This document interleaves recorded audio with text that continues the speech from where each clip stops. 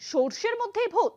গুজরাতের পর এবার রাজস্থান, ছত্তিশগড় ও গোয়া ভোটারে ভরে আছে এই তিন বিজেপি শাসিত রাজ্য। ভোটার তালিকায় নেবের সংশোধনের পরে সব মিলিয়ে নাম বাদ গেছে 57 লক্ষের। যদিও নাম বাতিলের রেকর্ড এখনো উত্তরপ্রদেশের ঝুলিতেই।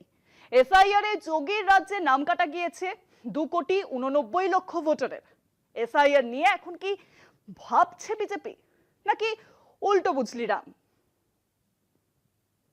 এসআইআর এর পরে রাজস্থান, ছত্তিশগড় ও গোয়ায় চূড়ান্ত ভোটার তালিকা প্রকাশ নির্বাচন কমিশনের। বিজেপি শাসিত তিন রাজ্যেই মিলেছে ভুতুরে ভোটারের হদিশ। কমিশনের তথ্য অনুযায়ী ভোটার তালিকায় নিবিড় সংশোধনীর পরে রাজস্থানে বাদ পড়েছে 44,27,000 নাম।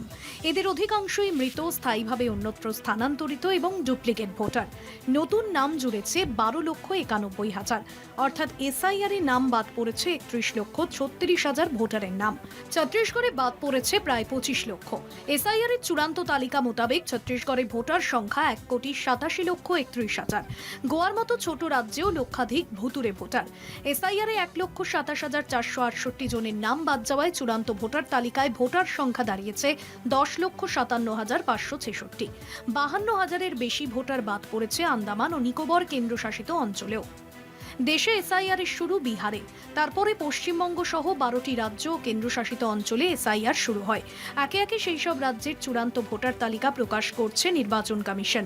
আগামী 28শে ফেব্রুয়ারি প্রকাশ পাবে পশ্চিমবঙ্গের চূড়ান্ত ভোটার তালিকা। কলকাতা টিভি।